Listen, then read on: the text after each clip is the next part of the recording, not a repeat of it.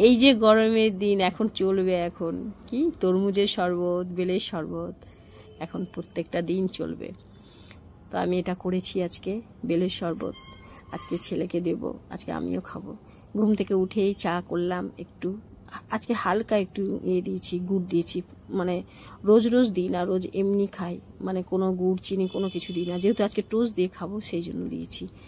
তো চাটা করলাম, করে নিয়ে চাটা আমি শুধু নিজের জন্যই করেছি। কোনোদিন মানে প্রতিদেব থাকলে ওর জন্যও করি, কিন্তু আজকে আমি একা, ওই জন্য আমি একার জন্যই করেছি। এই চাটা নিয়ে সোজা চলে এলাম ছাদে। ছাদে দেখি গাছগুলোতে জল নেই, আবার আমি গাছগুলোতে সবগুলোকে জল দিলাম। জল দেওয়ার পরে সব গাছগুলোকে দেখলাম অযত্নে সব হলুদ হয়ে গেছে। এবার কি করি, একটু গোবর ভিজিয়ে রাখলাম, ওটা কিন্তু পরে আমি কিন্তু দিয়ে যাব দুপুরবেলার টাইমে, কারণ এখন রোদ্রের টাইম, গাছের যত্ন একদমই হচ্ছে না, আর গাছগুলো আমার নষ্ট হয়ে যাচ্ছে। এখানে পেয়ারার গাছ আছে, জবা ফুলের গাছ আছে, মানে লাল জবা, হলুদ জবা। তারপরে চলে এলাম রান্নাঘরে। রান্নাঘরে এসে দেখি কি রেসিপি করি আজকে, এখানে আমাকে প্রত্যেক দিন তো রেসিপি দিতে হয়। তো দেখলাম আজকে পটল আছে, বড় বড় পটল। পটলগুলোকে কাটলাম, কিন্তু জানেন পটলগুলো শুধু দেখতে সুন্দর, কাজের না কিন্তু। কেন আমার মনেই হচ্ছে এই পটলগুলো সেদ্ধ হতে টাইম নেবে। এটা দেশি পটল না, এটা হচ্ছে হাইব্রিড পটল, যাকে বলে কোন পটল জানি না, কিন্তু আমি এটা জানি যে এগুলোকে হাইব্রিড পটল বলে। তো এত মানে এই পটলগুলো সেদ্ধ হতে অনেক টাইম লাগে, তবুও আমি করলাম যে দেখা যাক কি হয়। আমি পটলগুলোকে ভালো করে ছিলে নিলাম, ছিলে নিয়ে আর এই চাকু দিয়ে একটু একটু করে কেটে দিলাম। কেটে দেওয়ার পরে এইটা প্রত্যেকটা পটলকে কিন্তু করতে হবে, বেশি কাটাও যাবে না। মাথাগুলো দিয়ে কড়াইয়ের মধ্যে তেল দিলাম, তেল দিয়ে যতগুলো পটল আছে সেই পটলগুলো সবগুলো ছেড়ে দিলাম কড়াইয়ের মধ্যে। ছেড়ে দেওয়ার পরে ভালো করে ভাজতে হবে, কিন্তু লবণ হলুদ কিন্তু এখন দেওয়া যাবে না, ওটা কিন্তু পরে দেওয়া যাবে। আগে যদি লবণ দিয়ে দিই তাহলে জল ছেড়ে দেবে। তো এদিকে আমি বেলটাকে ফাটালাম রান্না করতে করতে, কড়াইয়ের মধ্যে কিন্তু আমার ওদিকে পটল পোস্ত হচ্ছে, মানে পটল ভাজা হচ্ছে, আর এদিকে আমি রেডি করলাম। বেলটা ফাটিয়ে নিয়ে শাঁসগুলোকে চামচ দিয়ে ভালো করে উঠিয়ে নিলাম। উঠিয়ে নিয়ে একটা বাটির মধ্যে শাঁসগুলোকে রাখলাম। রেখে আমি দুধ দিয়ে করব, তো ফার্স্টে তো দুধ দিলে হবে না, ওই জন্য ফার্স্টে আমি একটু জল দিলাম। জল দিয়ে ভালো করে শাঁসগুলোকে বের করে নিলাম। বের করে ভালো করে হাত দিয়েই চটকাতে হলো, চামচ দিয়ে না। তারপরে লবণ হলুদ দিয়ে দিলাম। আমি বললাম না ফার্স্টে কিন্তু লবণ হলুদ দেওয়া যাবে না, তো পটলটা একটু ভাজা হয়েছে তারপরে আমি লবণ হলুদটা দিলাম। এবার লবণ হলুদ দিয়েও কিন্তু অল্প হালকা আছে কিন্তু আমি ভাজছি। এটা কিন্তু দেশি পটল না, এখনও আমি বুঝতে পারছি যে দেশি পটল না, কারণ দেশি পটল থাকলে যতক্ষণ ধরে ভাজা হয়েছিল ততক্ষণে ওর একটু নরম হয়ে যেত। তো এটা দেশি পটল না। তো যাই হোক, করতে তো হবেই। আর এদিকে আমি হাত দিয়ে ভালো করে বেলটাকে চটকালাম, ওর মধ্যে অত শাঁস থাকে, তারপরে বিচিগুলো থাকে সবগুলো। আর এদিকে আমি আমটাকে কেটে জল দিয়ে ভিজিয়ে রেখেছি কষগুলো বের করার জন্য, কারণ আমের চাটনি হবে তাই। আর এদিকে বেলটাকে আমি ভালো করে রান্না করছি, আর এদিকে বেলের মানে বেলটাকে ঠিকঠাক করে শরবতের ইয়ে করছি। দিয়ে তারপরে বেলটার হয়ে গেল, অনেকগুলো শাঁস বেরোচ্ছে, বিচি বেরোচ্ছে। ভালো করে প্লেন করলাম, মুখের মধ্যে বিচি পড়ে, এটা ছেঁকেও নেওয়া যায়, কিন্তু আমার কাছে বড় ছাঁকনি নেই বলে আমি হাত দিয়েই সব কিছু করলাম। এটা নিতে হবে, মানে বেল টেল ছাকা টাকার জন্য ছিল, নষ্ট হয়ে গেছে, আবার নতুন করে নিতে হবে। আর এই যে দুধটা ছিল যে, সে দুধটাকে দিয়ে একটু নেড়ে দিলাম। নেড়ে দিয়ে এটা কিন্তু অন্য পাত্রে ঢালবো।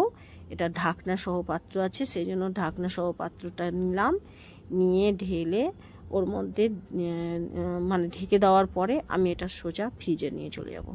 ফ্রিজে রেখে দিলাম। এদিকে পটলটাও ভাজা ভাজা হয়ে গেছে, একদম সুন্দর ভাজা হয়েছে। দিয়ে এখন আবার কি করব, ওটাই ওর মধ্যে মশলা বললাম না, কিশমিশ দেওয়া ছিল, আর সাদা সর্ষে আর শুকনো লঙ্কা, দুটো কাঁচা লঙ্কা দেওয়া যায়, আমার যদি কাঁচা লঙ্কা আমি দিইনি, হাতের কাছে শুকনো লঙ্কা আমি দিয়ে দিয়েছি। আর এদিকে কাশ্মীরি লঙ্কার গুঁড়ো, কাশ্মীরি লঙ্কার গুঁড়ো দিয়ে বেশ করে ভালো করে নাড়লাম। নেড়ে একদম আঁচটাকে কমিয়ে তার উপরে একটু সর্ষের তেল দিয়ে দিলাম, কেন তেল কিন্তু এটাতে বেশি লাগে তেলটা। আর তেল এরপরে আমি কি করেছি, রান্না করার এতে মানে আর ফোন ঘাটার জন্য আমি চিনি দিতে ভুলে গেছি। আবার ফ্রিজ থেকে বের করে আমি আবার চিনি দিলাম, কেন আমরা তো খেয়ে নেবো এমনি, কিন্তু আমার ছেলে তো খাবে না, মিষ্টি না হলে হারগিজ খাবে না, মানে কিছুতেই খাবে না। এবার আমি তো চিনি দিলাম, চিনি দিয়ে আবার ফ্রিজের মধ্যে ওটাও ঢুকিয়ে দিলাম। 10 মিনিটের মতো আমার ফ্রিজে থাকবে। আর ইতিমধ্যে আমার পেয়ারা আর শশাটা আমার কাটতে হবে, কেন পেয়ারা শশা তো ওকে প্রত্যেক দিন দেওয়া হয়, কিন্তু আজকেও দিতে হবে। তো আজকে বেলের শরবতের সাথে একটা বাটিতে সাজিয়ে ওকে আমি দেব। আমি এদিকে পটল যে হচ্ছে পটল সর্ষে, এবার এটাতে আমি একটু চিনি দিলাম আর একটু গরম জল দিলাম। এবার কি করব, আবার অল্প একটু নেড়ে আর হালকা আঁচে রেখে দেবো। এটা দেশি পটল না বলে এতক্ষণ টাইম লাগছে না, তো এটা মানে দেশি পটল থাকলে অনেকক্ষণে হয়ে যেত। আমি হালকা আঁচে দেখলাম এতক্ষণে আমার পটল হয়ে গেল, মানে আঁচটাকে কমিয়ে ঢেকে দিয়েছিলাম। আর এদিকে আমি বেলের শরবতটা করছিলাম। এদিকে দেখলাম যে গ্রেভিটা শুকিয়ে শুকিয়ে এসছে, তো আর আমি জল দিলাম না, কেন জল দিলে টেস্ট নষ্ট হয়ে যাবে, কিন্তু আর একটু গ্রেভি রাখতে হতো। আমি কি করলাম, ওটা নামিয়ে নিলাম। হয়ে গেছে, সুন্দর হয়েছে খেতে। যা হয়েছিল না কি বলবো, দারুণ হয়েছিল খেতে, সুন্দর।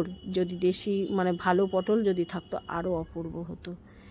তো এই যে বাটিতে ঢেলে দিলাম, ঢেলে দেওয়ার পরে ভালো মতো করে কড়াইটাকে ধুয়ে নিয়ে এখন আমের চাটনি করব। এখন তো আম, সব কিছুতে আম।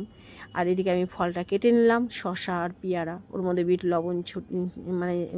লবণ দিয়ে দিলাম, আর চামচ দিয়ে ভালো করে নেড়ে দিব।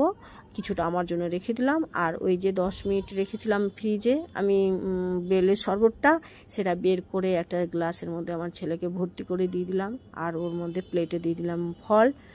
বেলা 11টা বাজে, ও ফলটা খাবে। সকালবেলা ছাতু খেয়েছে, তারপরে ফল খাবে, তারপরে ভাত দিয়ে দেবো। 1:30টার মধ্যে ভাত দিয়ে দেবো। পড়ছে তো ঘরে, পড়াশোনা করলে টাইমে টাইমে খাবারটা দিতেই হয়, তো ও পড়াশোনা করছে। আর এদিকে আমি আমের চাটনি করার জন্য আমটাকে ধুয়ে রেখেছিলাম, জলে ভিজিয়ে রেখেছিলাম। আর আজকে এক ফোঁটাও কিন্তু জল ছিল না, কেন এই চাটনিটা অনেক দিন রেখে খাওয়া যায়। কেন এর মধ্যে যদি জল দিয়ে দেওয়া যায় তাহলে 4-5 দিনেই চাটনি নষ্ট হয়ে যায়। কিন্তু এটা আমি চাটনিতে এক ফোঁটাও জল ছিল না। ভালো করে জলগুলোকে ঝরিয়ে নিয়ে আর ভালো করে শুকিয়ে তারপরে আমি এটা করলাম। আজকে শুধু গুড় দিয়েই আমটা সেদ্ধ হবে। প্রথমে তেল দিয়ে ভেজে নিলাম, আর গুড়টাকে ঢেলে আর আঁচটাকে একেবারে কমিয়ে দিয়ে ঢেকে দিলাম। দিয়ে বাকি কাজগুলো আমি করছি, আরও কাজ থাকে অনেকগুলো। তারপরে দেখছি যে অনেকগুলো গুড়ের জল, মানে গুড় দিয়েছি যা, সে জলগুলো ছেড়ে দিয়েছে। এর মধ্যে আরও এর মধ্যে কোনো কিছু আর চলবে না, এখন শুধু শুকাতে হবে।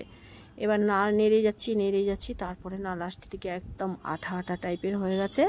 দিয়ে তার মধ্যে আমি যে মশলাটা করে রেখেছিলাম সেই মশলাটা ছোটালাম। তো আমার ভিডিওগুলো কেমন লাগছে কমেন্ট